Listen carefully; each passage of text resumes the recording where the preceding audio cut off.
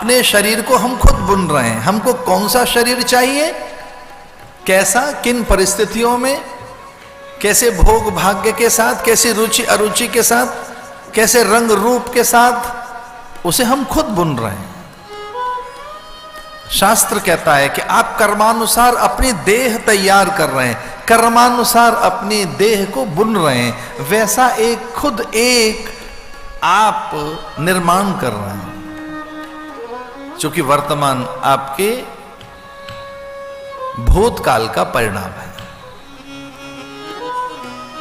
सारे सिद्धांत एक मत से इसे स्वीकार करते हैं कि जो वर्तमान है आपका, ये भूतकाल का उत्पादन है, ये भूतकाल की उपज है। जो कुछ भी आप हैं अब, जिस भी कैपेसिटी में आप हैं अब, ये सब आपके पूर्व का परिणाम है, ये भूतकाल की उपज है। तो भविष्य कैसा होगा, ये फिर किसी पंचांग क्यों निकलवाएं, कोई भविष्य वक्ता क्यों हमें बताए, हम किसी से क्यों पूछे हमारा फ्यूचर बताइए।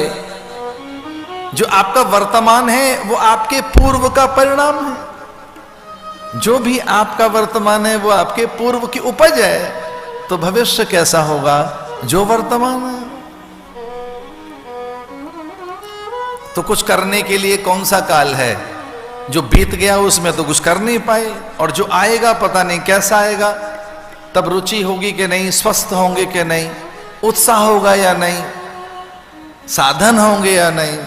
तो कुछ करने के लिए क्या बताया गया, वर्तमान।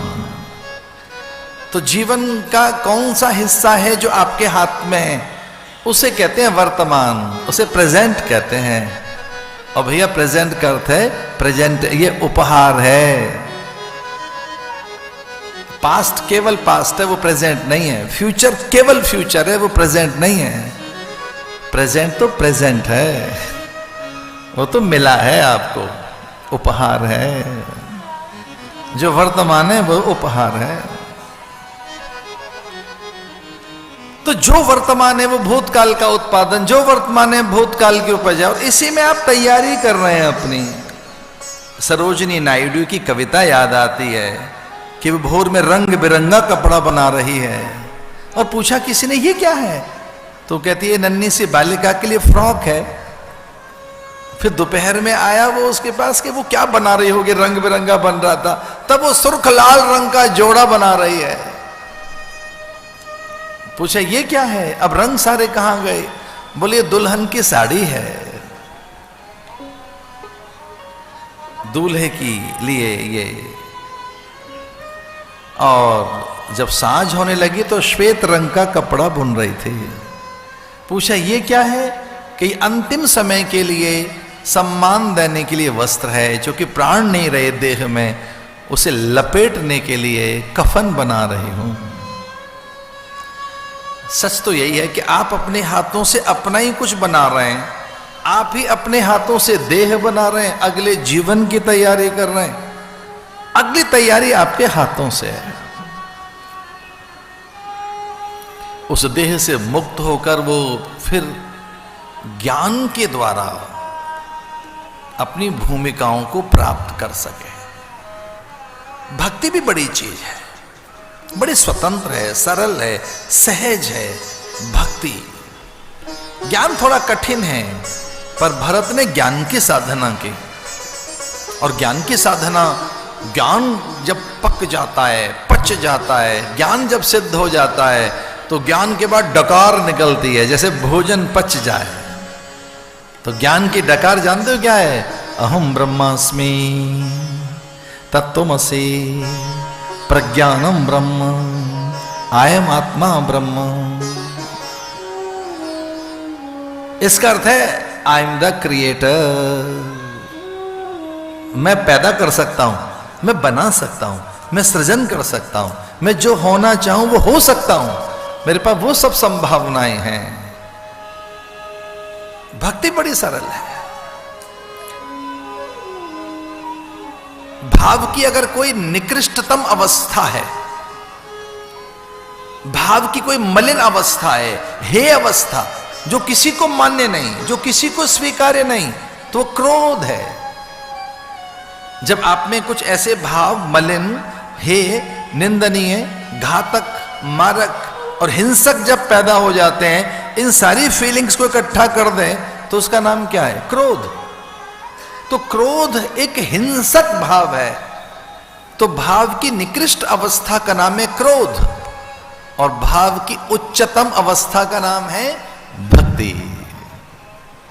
तो जो भाव की उच्चतम अवस्था है, पवित्रतम अवस्था है, भाव की जो दिव्यतम अवस्था है, उसका नाम भक्ति है।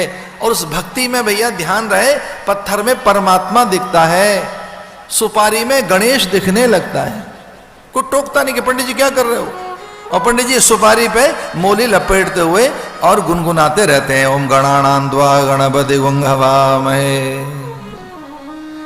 गणेश जी हैं, पूजन करिए। आप पूजन कर रहे हैं, सुपारी में गणेश बन गया, पत्थर में परमात्मा बन गया, और कुछ छोटे अन्न और उन सब के आकार बनाकर ये नवग्रह है, सर्वतो भद्र है, लिंगतो भद्र है, घृतमात्र का है, षोडश मात्र का है, क्षेत्रपाल है, अथवा ये गणेश जी हैं, गौरी हैं, इन सब का पूजन करिए भावना से। तो भक्ति क्या है?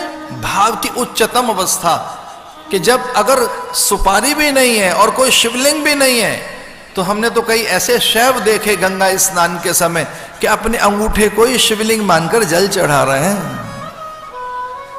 जिन्हें शिव पर जल चढ़ाने का जिनका नियम है कि शिवलिंग तो आज है नहीं, तो कहां जल चढ़ाएं, तो एक हाथ में जल है और अपने अंगूठे पे जल चढ़ा रहे हैं, अपने में ही देव स्थापना कर ली है उन्होंने।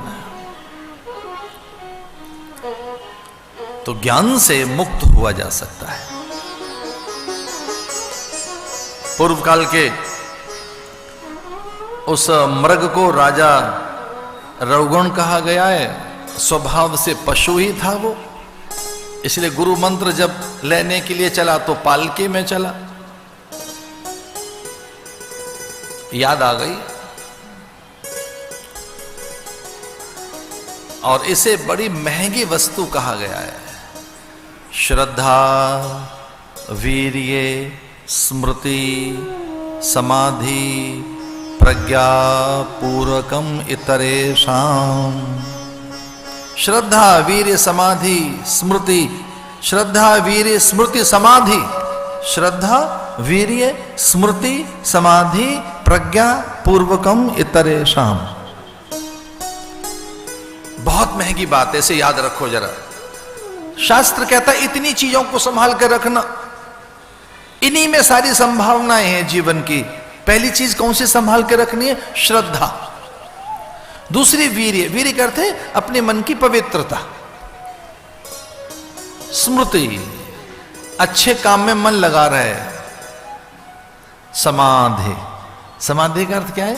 अपने चित्त का साथ के साथ समाधान करते चलो, उसी समय चित्त को सहज करते चलो, कल पे मत छोड़ो, परसों पे मत छोड़ो, कोई विकार मत छोड़िए। प्रज्ञा पूर्वकम इतरेषाम। इतनी चीजें हमेशा आपके पास रहनी चाहिए। श्रद्धा, वीर्य, स्मृति, समाधि, प्रज्ञा पूर्वकम इतरेषाम। इसमें स्मृति, इसे क्या कहेंगे? आपको याद रहे आपको क्या करना है और क्या नहीं करना है, आपको क्या होना है क्या नहीं होना है, आपको क्या बनना है क्या नहीं बनना है, आप कौन है और किस लिए हैं, आप क्या करने आए थे। स्मृति, आपको अपना पता बना रहे, आपको अपनी भनक लगी रहे, अपने में रहे, आपको अपने आसपास रहना चाहिए, इसे कहेंगे स्मृति। और एक और अर्थ है, अपने स्वभाव में रहने का नाम स्मृति, अपने अस्तित्व में, अपने अंश तक जुड़े रहने का नाम स्मृति है। तो राजा रौगण गुरु बनाने के लिए निकला और कोई मिला नहीं, तो वहीं जड़ भरत कोई कहने लगा यही मेरे गुरु हैं। और ब्रह्मज्ञानी की अवस्था तो बहुत ऊंची होती है। भागवत में आता है भीलों का कोई राजा था, उसके संतान नहीं थी, और उनके तांत्रिक गुरु ने कहा कि नरबलि दी जाए तो भद्रकाली प्रसन्न होगी, किसी नर के रक्त से स्नान कराया जाए भद्रकाली की प्रतिमा को, तो भद्रकाली प्रसन्न होगी और आपको पुत्र की प्राप्ति हो जाएगी। लेकिन नरबलि देनी होगी, किसी स्वस्थ व्यक्ति के सर धड़ को अलग कर, और जब उसका सर काटा जाए तो रक्त का फव्वारा निकलेगा और उससे, उस रक्त से स्नान करा जाए भद्रकाली को, दुर्गा को, आपको पुत्र की प्राप्ति होगी। तो भीलों के राजा ने कहा कि कोई स्वस्थ, सुंदर, सुडौल, सहज व्यक्ति पकड़ लाइए। कोई और मिला नहीं, गुरुजी मिल गए। गुरुजी मस्त थे, पकड़ते। कुछ लोग ऐसे होते हैं मस्त राम मस्ती में, आग लगे चाहे बस्ती में मस्त राम होते हैं ना कुछ तो अपने आप में।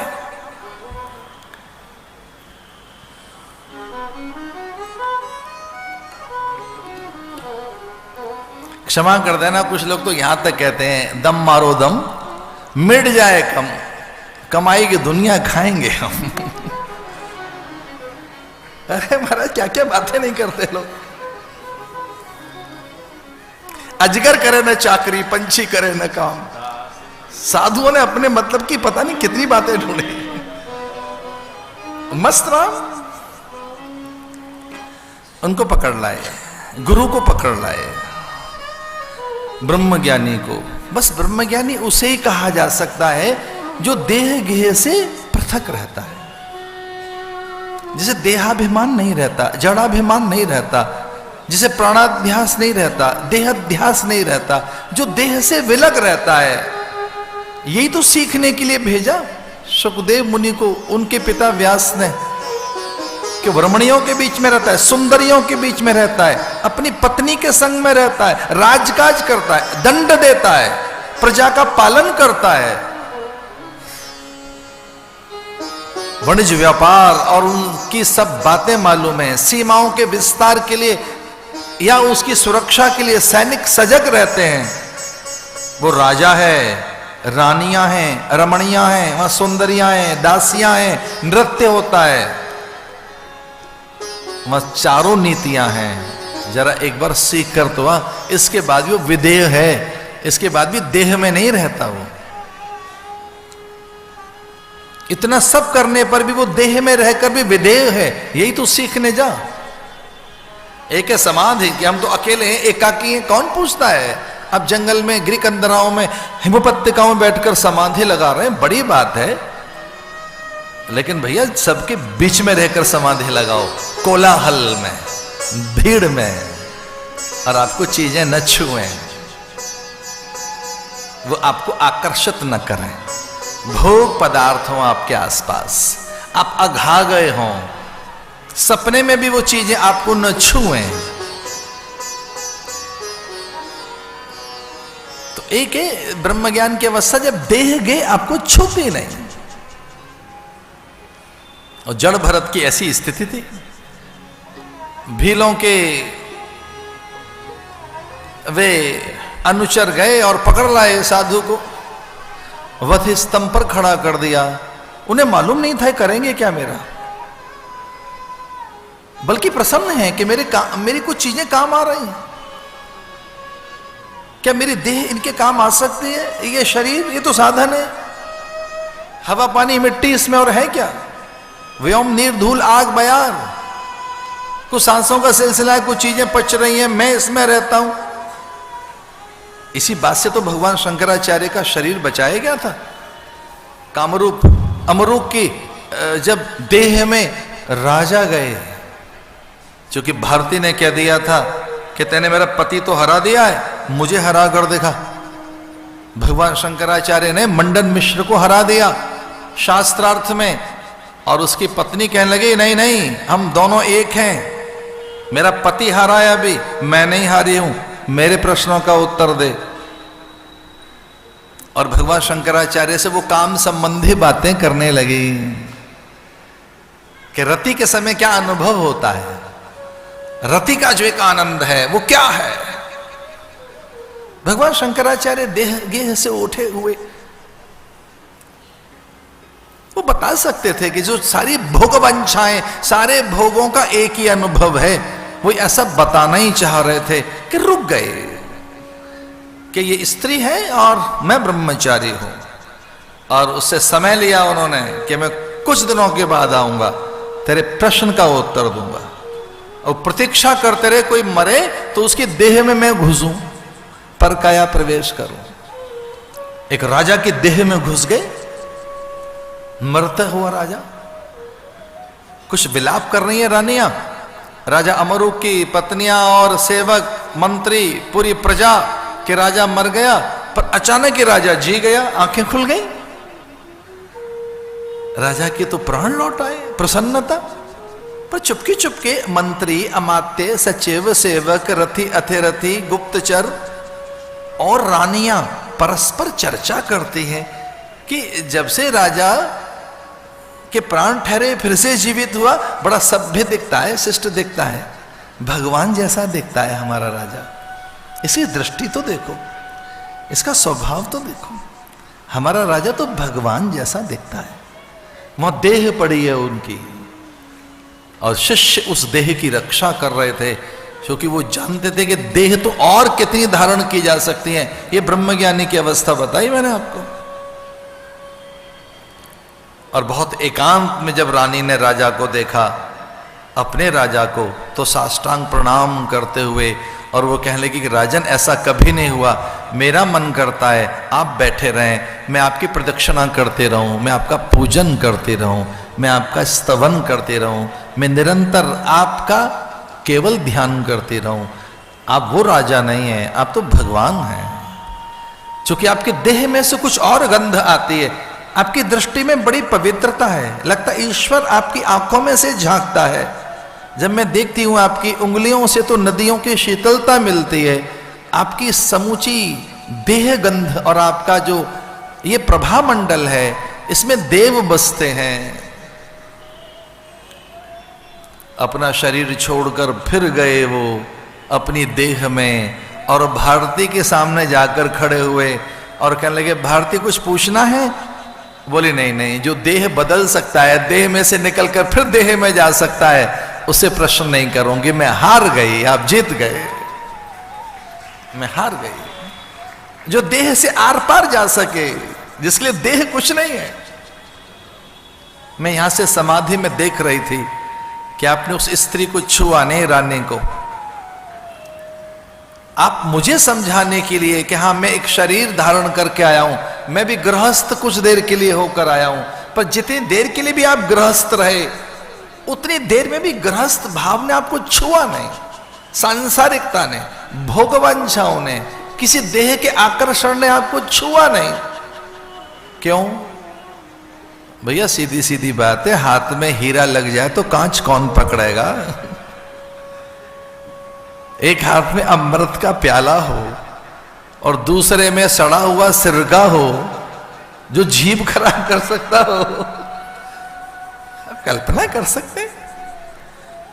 तो ब्रह्म ज्ञान का अर्थ क्या है कि रस, रसो वस। लेकिन मैं काम की निंदा भी नहीं करना चाहूंगा, कभी नहीं। काम एक रस है भैया, काम एक बड़ा रस है, और उसी का हम सब परिणाम है। काम की निंदा कभी नहीं की जा सकती, एक रस है वो। लेकिन अगर वो रस का अतिरेक हो तो व्यक्ति कामी कहलाता है, या कि फिर भोगी कहलाता है। तो काम का अगर नियंत्रण है, काम आपको, आप काम में, काम का अर्थ है संसार कितना भोगना है, चीजें कितनी चाहिए, पदार्थ कितने चाहिए।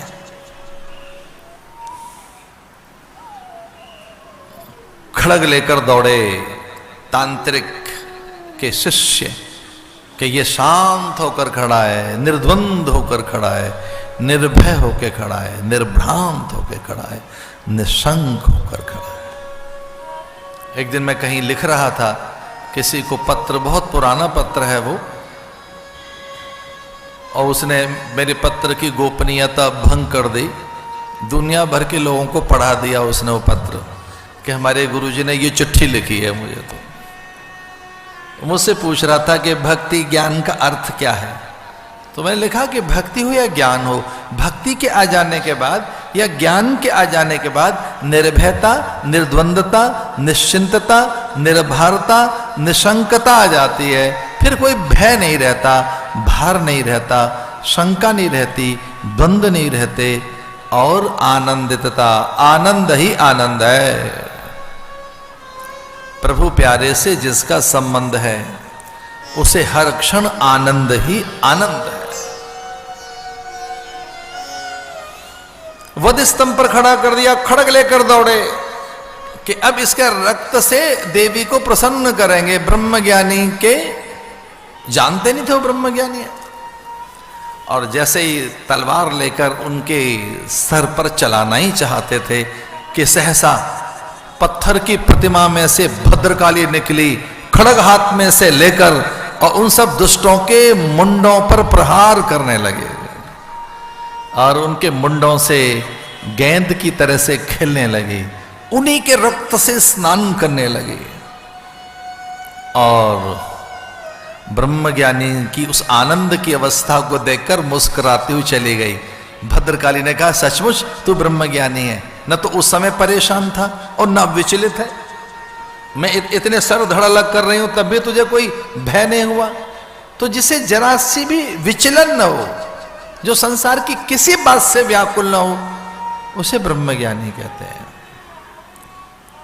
और यही उपदेश उन्होंने अपने शिष्य को दिया।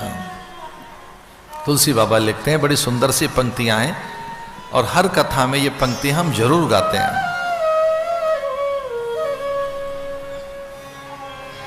जय जयवंती।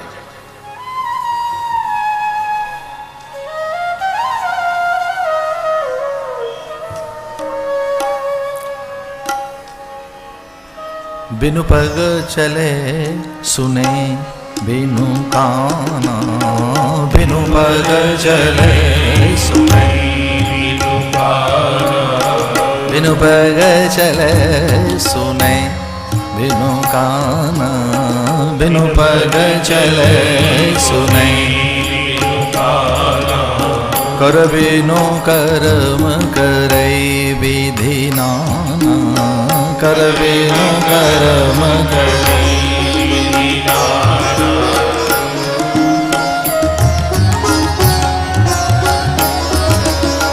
बिनु पद चले सुने बिनु काना, कर बिनु कर्म करे विधि नाना।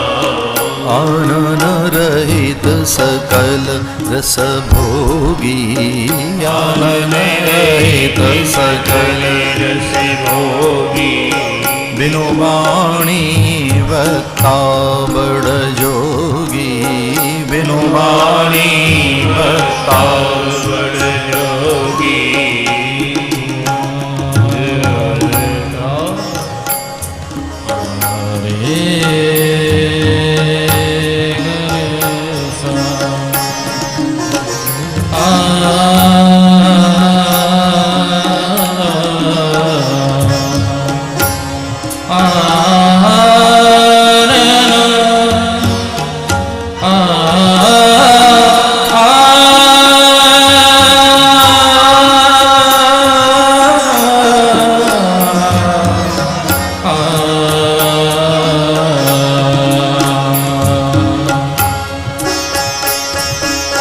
रे गरे सा नि सा ध नि रे, रे गरे सा, रे गरे सा नि सा ध नि रे सा।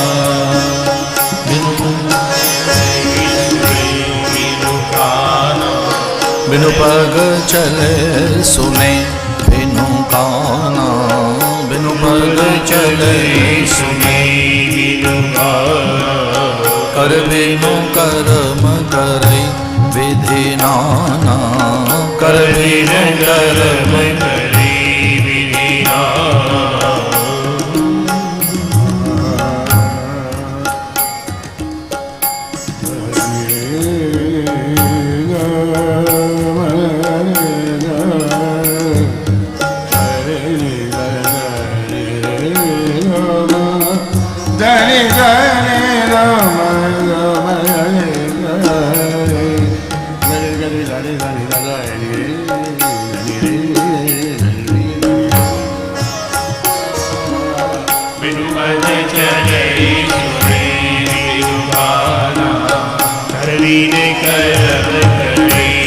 इस कथा में हमने मालकोस, यमन, दरबारी और बाद में हम रोज लेते हैं भैरवी।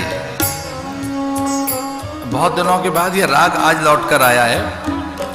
और भैरवी तो रोज सांझ को चलती है कथा में, पर ये जय जयवंती राग है। चौपाई आती हो तो मिलकर गाइए हमारे साथ।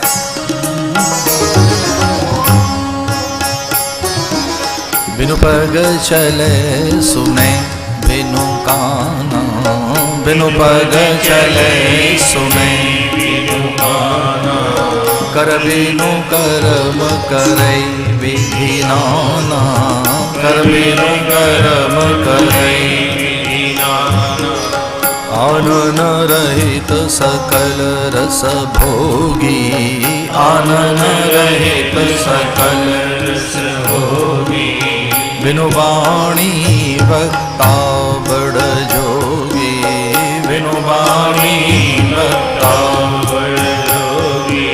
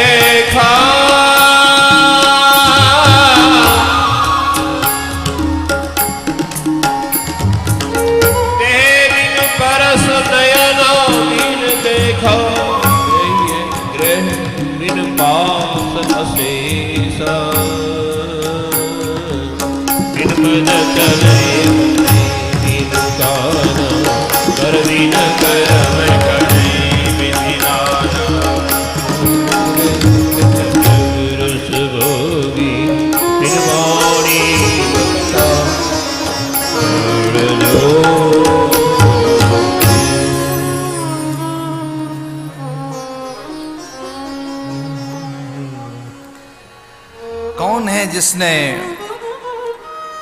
आकाश में इंद्रधनुष के रंग भरे हैं? वो कौन है जिसने नित्य सूर्य को समय पर उदित होने के लिए, संध्या में ठीक समय पर अवसान के लिए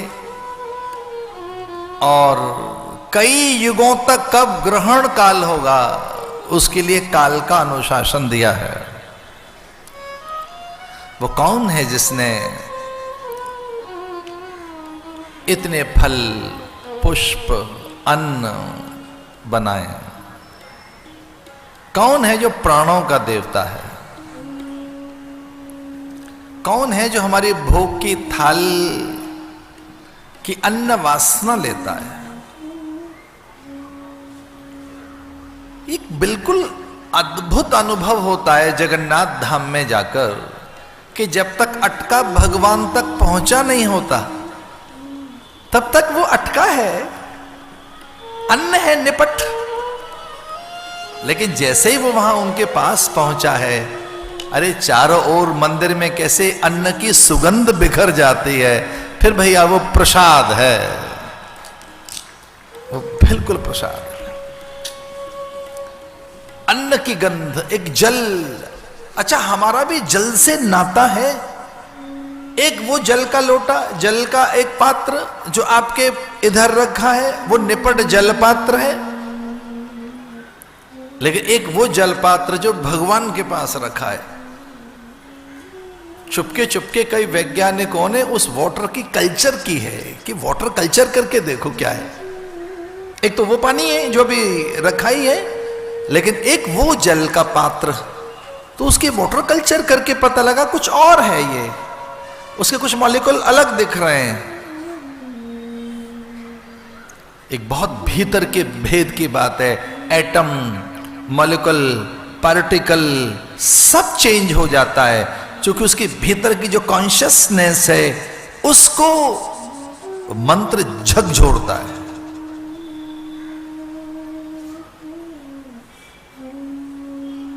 एक वेदांत की बात सुनाना चाहूंगा।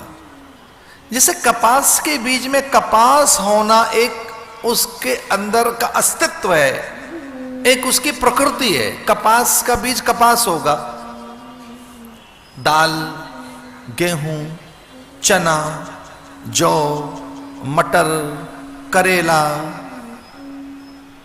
उसमें एक होना है। वो एक उसके अंदर जो मॉलिक्यूल हैं, पार्टिकल हैं, उसके अंदर जो कुछ भी उसमें एक एटम है, उसमें जो एक कॉन्शियसनेस है, एक वो चेतना मटर होने की, गन्ना होने की, करेला होने की, परवल होने की। एक बहुत ध्यान से सुनो, आपके भीतर में जो कॉन्शियसनेस है जानते हो क्या है? ब्रह्म होने की, परमात्मा होने की, ईश्वर होने की, देवता होने की। जब मटर को डालेंगे हम, अन्न मटर को धरती में डालेंगे, मटर का दाना, चने का दाना चना होकर निकलेगा, गन्ना थोड़ी बनेगा। वो मटर का दाना डाला हमने, चना डाला, गन्ना नहीं निकलेगा, करेला नहीं निकलेगा, आम नहीं निकलेगा। फिर क्या निकलेगा? वो जो है वो निकलेगा। एक बार हमारे संत और गुरुओं पर, शास्त्र और वेदों पर भरोसा कीजिए। जिस दिन भी आपने साधना की भूमि में अपना बीज डाल दिया, आप पता है क्या निकलोगे? भगवान होकर निकलोगे, ब्रह्म होकर निकलोगे। जो कॉन्शियसनेस है आपकी, जिस दिन वो छू लेगी उस रस को, भक्ति के रस को, वो होकर निकलोगे। इसलिए अपने शिष्य को ज्ञान कराया। षष्ठम स्कंध में रूप नाम ध्यान की चर्चा है कि किस प्रकार से अजामिल भ्रष्ट संसर्ग के कारण अपनी पत्नी को घर से निकाल देता है, नर्तकी घर में आ गई।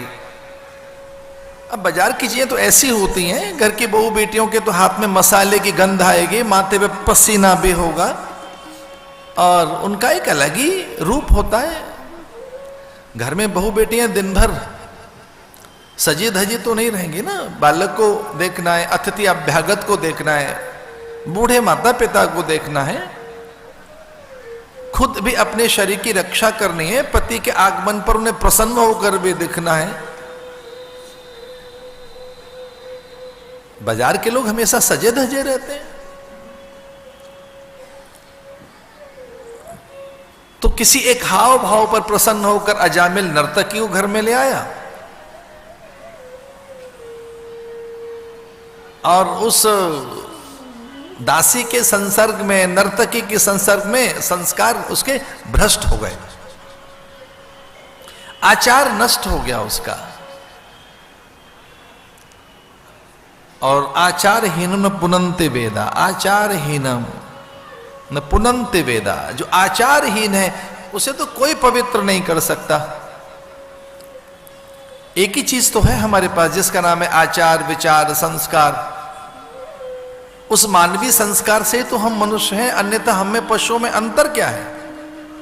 आहार निद्रा भय मैथुनम, हम भी आहार ले रहे हैं, पशु भी। निद्रा हमको भी सताती है, पशु भी सोते हैं। हमें ही भय लगता है, पशुओं को भी भय लगता है। और जैसे हमारे परिवार की वृद्धि होती है, उनका भी एक संसार है अपना, वो मल्टीपल होता रहता है। तो कौन सी चीज हम में ऐसी है जो पशुओं से हमें अलग करती है? उसका नाम संस्कार है भाई, उसका नाम विवेक है, उसका नाम विचार है। और जब वही खो जाए व्यक्ति के, तो पशु जैसा हो जाता है। और कभी संत अचानक आ जाए घर में, तुम्हारा वातावरण बदल देते हैं। क्योंकि चलता फिरता ज्ञान मंदिर होता है, चलता फिरता विचार मंदिर होता है, चलता फिरता भैया उत्सव होता है, वो चलती फिरती पाठशाला होती है। कोई मुझसे पूछे, वो चलता फिरता तीर्थ होता है। मुद मंगल में संत समाजो, जो जग जंगम तीर्थ राजो। अच्छा, जो मोबाइल आप लिए फिरते हैं, सेलुलर फोन, उसकी चर्चा तुलसीदास जी रामायण में लिखी है। अब क्या लिखा है उन्होंने? मुद मंगल में संत समाजु जो जग जंगम। मोबाइल की संस्कृत जानते हो क्या है? जंगम, चलता फिरता। मोबाइल पता क्या? मोबिलिटी, चलता फिरता। तो साधु चलते फिरते क्या है? जंगम तीर्थ।